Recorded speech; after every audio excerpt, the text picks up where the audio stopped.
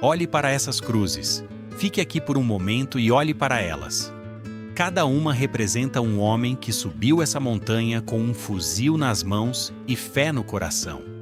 Homens jovens, filhos do Brasil, que saíram de cidades como São Paulo, Salvador, Porto Alegre e foram mandados para enfrentar o inverno mais cruel dos Apeninos italianos. 3 vezes o Brasil tentou tomar Monte Castelo. 3 vezes eles foram destruídos, fuzilados, congelados, bombardeados de volta para a base. Qualquer exército do mundo teria olhado para essa montanha e dito: não vale a pena. Não existe honra suficiente para mandar mais homens para morrer naquele lugar. Mas o exército brasileiro não era qualquer exército. E Monte Castelo não seria apenas uma batalha. Seria a redenção de uma nação inteira, conquistada metro a metro na neve, no sangue e na tática mais cirúrgica que a Segunda Guerra Mundial viu naquele teatro de operações. Antes de falar sobre a vitória, precisamos falar sobre as derrotas, porque sem entender o que aconteceu nos 3 ataques anteriores, você não vai compreender a magnitude do que foi conquistado em 21 de fevereiro de 1945. A Força Expedicionária Brasileira chegou à Itália em 1944, carregando o peso de uma missão quase impossível. O Brasil era uma nação sem tradição de guerra moderna, sem experiência em combate de alta intensidade, sem doutrina de operações em montanha. E foi jogado direto na linha de frente aliada, contra a linha gótica, a última grande linha de defesa alemã na Itália. Os soldados brasileiros, apelidados pelos próprios aliados e até por alguns inimigos de cobras fumando, porque ninguém acreditava que cobras fumavam e ninguém acreditava que o Brasil mandaria soldados para a Europa, precisavam provar algo enorme. Monte Castelo era um pico estratégico nas montanhas dos Apeninos, a uma altitude de aproximadamente 1.043 metros. Quem controlava Monte Castelo controlava o Vale do Rio Reno e tinha visão direta sobre toda a movimentação aliada na região. Os alemães sabiam disso e construíram ali uma das posições defensivas mais sofisticadas de toda a campanha italiana. Bunkers de concreto escavados na rocha, campos minados em todas as abordagens, metralhadoras posicionadas para criar fogo cruzado mortal em qualquer linha de avanço frontal, arame farpado em camadas sobre a neve. E por baixo de tudo isso, soldados da Wehrmacht experientes, endurecidos por anos de guerra no fronte oriental e no norte da África. Homens que sabiam exatamente o que fazer quando um exército tentasse subir aquela montanha. O primeiro ataque brasileiro aconteceu em novembro de 1944. Foi uma tentativa direta, quase ingênua na sua simplicidade tática. As tropas subiram pela encosta frontal, exatamente como os alemães esperavam. As metralhadoras abriram fogo. A artilharia alemã começou a trabalhar. Homens caíram na neve vermelha. Sem coordenação suficiente entre os diferentes elementos de combate, sem apoio aéreo adequado, sem flanco protegido, o ataque desmoronou. Os brasileiros recuaram com baixas significativas e com uma lição gravada a ferro e fogo. A abordagem frontal contra uma posição como aquela era suicídio organizado. Mas a lição ainda não tinha sido completamente aprendida, porque o segundo ataque, pouco tempo depois, repetiu muitos dos mesmos erros. O segundo ataque foi ligeiramente mais sofisticado, mas ainda fundamentalmente falho.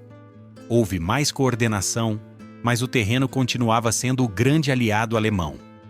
A neve profunda tornava o movimento lento e previsível. Os soldados brasileiros, vindos de um país tropical, enfrentavam temperaturas que chegavam a menos 15 graus Celsius. Equipamentos congelavam, armas emperravam. Homens sofriam de hipotermia antes mesmo de alcançar as linhas alemãs.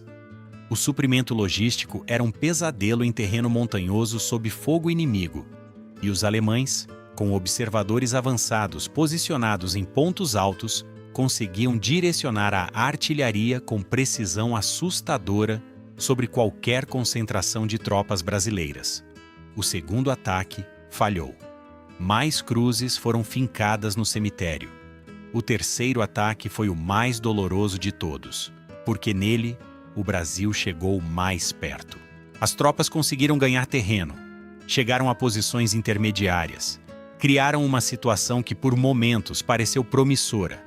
Mas a combinação de resistência alemã feroz, condições climáticas brutais e a falta de uma manobra decisiva que tirasse os defensores de seus bunkers destruiu o avanço. Cada vez que os brasileiros se aproximavam de uma posição, o fogo defensivo alemão, canalizado pelo terreno, multiplicava sua efetividade. Era como tentar entrar pela porta da frente de uma fortaleza, enquanto os defensores despejavam óleo fervente de cima. 3 tentativas, 3 fracassos, e o general Mascarenhas de Moraes, com um problema que parecia não ter solução. Mas aqui está o que separa um grande comandante de um comandante comum: a capacidade de aprender, de sentar diante de um mapa, olhar para o que não funcionou e ter a humildade intelectual de mudar completamente a abordagem. Mascarenhas de Moraes não era um homem que aprendia devagar. Depois de 3 ataques falhos, ele e sua equipe passaram semanas analisando cada detalhe, cada ponto onde o avanço havia parado, cada posição alemã que havia se mostrado decisiva, cada erro logístico, cada falha de comunicação, cada momento onde a coordenação havia desmoronado sob pressão. E aos poucos, um plano completamente diferente começou a tomar forma. Um plano que os alemães não esperavam. A mudança fundamental foi esta: parar de atacar pela frente. Parece simples quando você fala assim, mas na prática, planejar um ataque coordenado em 3 direções simultâneas, em terreno montanhoso, no inverno, contra uma posição defensiva preparada, é um exercício de precisão logística e tática de altíssima complexidade. Cada coluna precisa se mover em sincronia com as outras.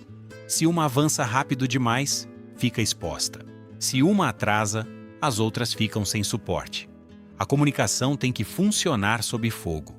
Os suprimentos têm que chegar. A artilharia de apoio tem que coordenar com a infantaria sem acertar os próprios soldados. E tudo isso tem que acontecer na neve, à noite, em silêncio, para preservar o elemento surpresa. O plano para o 4º ataque era um ataque em pinça ampliado. A ideia central era não dar aos alemães um único ponto de foco. Em vez de uma onda de soldados subindo pela encosta frontal, que os defensores podiam simplesmente receber com tudo que tinham, o ataque viria de 3 direções ao mesmo tempo. 2 colunas flanqueando pelas laterais, criando ameaças que forçariam os alemães a dividir sua atenção e seus recursos defensivos, enquanto uma pressão central mantinha o inimigo ancorado em suas posições. Flanquear não é simplesmente atacar pelo lado. É uma manobra que cria um dilema insolúvel para o defensor. Se você concentra forças para parar um flanco, você enfraquece o centro e o outro flanco. Se você tenta defender tudo, você defende nada com eficiência. Mas o Brasil sabia que não poderia fazer isso sozinho. Não depois de 3 tentativas que mostraram as limitações de uma força expedicionária ainda em processo de amadurecimento. E foi aqui que entrou um dos parceiros mais importantes dessa história: a 15ª Divisão de Montanha dos Estados Unidos. Esta era uma unidade de elite, especialmente treinada para combate em terreno alpino. Esquiadores, alpinistas, especialistas em sobrevivência no frio extremo. Homens que passaram anos se preparando exatamente para o tipo de combate que Monte Castelo exigia. A coordenação entre brasileiros e americanos foi um exemplo notável de cooperação aliada, cada um trazendo suas forças para complementar as do outro. A noite de 20 para 21 de fevereiro de 1945 foi fria como poucas, temperaturas abaixo de 0, céu parcialmente nublado. Os soldados brasileiros se posicionaram em silêncio nas horas antes do amanhecer, cada homem sabendo que este era o 4º ato, que não havia 5º ato planejado. que ou a montanha caía hoje, ou o custo humano se tornaria insustentável.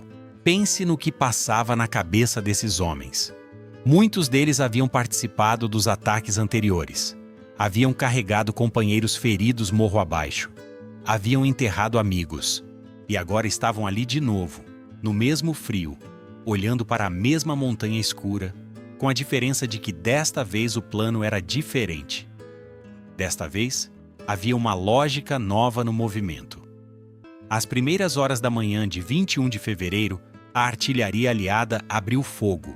Não um bombardeio simples, mas um bombardeio cuidadosamente calculado para neutralizar posições específicas sem destruir o terreno de uma forma que dificultasse o próprio avanço. Cada tiro de artilharia era parte de um roteiro. Enquanto a artilharia trabalhava, as colunas de infantaria começaram a se mover em 3 direções, simultâneas. O elemento surpresa funcionou parcialmente porque os alemães, após 3 ataques frontais, haviam estruturado suas defesas com foco na abordagem direta. As flanqueadas criaram momentos de confusão genuína nas linhas alemãs.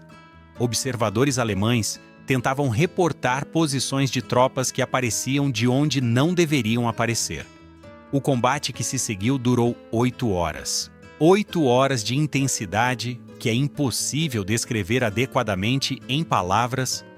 Para os soldados que viveram aquilo, foram 8 horas de tudo que a guerra tem de mais brutal e de mais humano ao mesmo tempo. Companheiros caindo ao lado. Decisões tomadas em frações de segundo. O frio que paralisa os membros, mas que você não sente mais, porque a adrenalina queima mais quente que qualquer fogo. O som das metralhadoras alemãs que vai diminuindo gradualmente à medida que as posições são neutralizadas, uma por uma. Os flancos da manobra fizeram exatamente o que deveriam fazer. Criaram ameaças que os alemães não podiam ignorar. Em determinado momento do combate, a estrutura defensiva alemã começou a desmoronar. Não de uma vez. Não com um grande colapso dramático, mas posição por posição, bunker por bunker. Quando um ponto de resistência era superado, ele criava pressão nos vizinhos, porque cada posição defensiva dependia das adjacentes para funcionar. Uma vez que a manobra de flanco comprometeu a integridade do sistema defensivo como um todo, os alemães se viram diante de uma escolha impossível: recuar ou ser cercados. E soldados profissionais, quando se veem cercados sem possibilidade de reforço ou ressuprimento, têm uma lógica de sobrevivência que prevalece sobre a ordem de resistir até o último homem. O bunker principal de Monte Castelo foi tomado. Esta frase simples representa horas de combate corpo a corpo, granadas lançadas em espaços confinados, baionetas, gritos em português e em alemão misturados no mesmo espaço restrito. Representa o momento em que um soldado brasileiro entrou em uma posição que 3 meses antes parecia inexpugnável e plantou a bandeira. Representa a materialização de uma transformação tática que é estudada até hoje em academias militares ao redor do mundo. A manobra de envolvimento, a coordenação de múltiplos eixos de ataque, a integração entre forças brasileiras e americanas, tudo isso se tornou material de estudo para gerações de oficiais que aprendem sobre a campanha italiana. O movimento de flanco que Mascarenhas de Moraes executou naquele 21 de fevereiro é um exemplo clássico do que os estrategistas chamam de manobra de envolvimento bilateral. Em vez de pressionar o ponto de maior resistência, você o contorna, ameaça suas linhas de abastecimento e comunicação e força o defensor a sair de suas posições protegidas ou a render-se. É um princípio que remonta a Aníbal, em Canas, a Napoleão, em Austerlitz, mas aplicá-lo no terreno montanhoso dos Apeninos, no inverno, com uma força que havia sofrido 3 derrotas consecutivas, com soldados de um país que nunca havia feito guerra nas montanhas, isso é outro nível de realização. Isso é onde a tática vira arte. O movimento de flanco que vou detalhar agora é exatamente o tipo de coisa que separa o entendimento superficial da guerra do entendimento profundo. Quando você olha para um mapa de Monte Castelo e vê as 3 colunas de ataque divergindo e depois convergindo, você começa a entender por que esta operação é estudada em academias militares. A coluna pela esquerda tinha a missão de cortar a linha de retirada alemã pela norte. A coluna pela direita precisava neutralizar as posições de metralhadora que haviam destruído os ataques frontais anteriores, atingindo-as de um ângulo que os alemães não haviam protegido adequadamente. E a coluna central, que tinha a missão mais difícil, precisava fixar o inimigo, manter os alemães focados na ameaça frontal enquanto os flancos trabalhavam. A sincronização foi o elemento mais crítico de todo o plano. Se os flancos se movessem muito antes da coluna central engajar, os alemães perceberiam a manobra e poderiam reposicionar suas reservas para bloquear os flancos antes que chegassem às posições críticas. Se a coluna central avançasse muito rápido antes dos flancos estarem em posição, reproduziria o desastre dos ataques anteriores, homens escalando diretamente para o fogo defensivo sem suporte. A comunicação entre as 3 colunas, feita por rádio em condições de montanha que degradavam o sinal, foi um desafio técnico e humano que os soldados brasileiros superaram com determinação e improviso, 2 qualidades que a Força Expedicionária Brasileira tinha em abundância. Há um detalhe desta batalha que raramente é mencionado e que merece atenção: o papel do reconhecimento. Antes do 4º ataque, patrulhas brasileiras passaram semanas infiltrando as linhas alemãs à noite, mapeando posições defensivas, identificando pontos cegos nas defesas, marcando campos minados. Esses homens, muitas vezes sozinhos ou em grupos de 2 ou 3, rastejavam na neve em silêncio absoluto a metros de sentinelas alemãs, coletando informações que seriam fundamentais para o planejamento do ataque. Algumas dessas patrulhas não voltaram, mas as informações que as que voltaram trouxeram permitiram que Mascarenhas e seus planejadores construíssem um quadro detalhado das defesas alemãs que os 3 ataques anteriores não haviam conseguido penetrar. A 10ª Divisão de Montanha Americana merece um parágrafo especial nessa história. Eles não foram apenas apoio, foram co-executores de uma operação que exigia habilidades muito específicas. Enquanto os brasileiros atacavam Monte Castelo pelo sul e pelo leste, as tropas americanas de montanha garantiam os flancos externos da operação e realizavam ataques simultâneos em posições adjacentes, que, se não fossem neutralizadas, poderiam ser usadas pelos alemães para reforçar a guarnição de Monte Castelo ou para contra-atacar as colunas brasileiras após a tomada do pico. A cooperação entre as 2 forças foi um exemplo de como exércitos aliados, com culturas militares diferentes, podem funcionar como um único organismo quando existe planejamento, confiança mútua e um objetivo comum claramente definido. Às aproximadamente 16 horas daquele 21 de fevereiro de 1945, após 8 horas de combate contínuo, o último ponto de resistência organizada alemã em Monte Castelo foi superado. Os poucos defensores que restavam ou se renderam ou fugiram pelas rotas de retirada que ainda estavam abertas. E então aconteceu uma coisa simples e ao mesmo tempo profundamente simbólica. Um soldado brasileiro, cujo nome alguns historiadores registram, outros perderam no caos dos arquivos de guerra, içou a bandeira verde e amarela no ponto mais alto da montanha. Numa paisagem de neve branca e rocha cinza, num cenário que não tinha nada de brasileiro, nada de tropical, nada de familiar para aqueles homens, a bandeira do Brasil tremulou no vento frio dos Apeninos. O que aquela bandeira significou?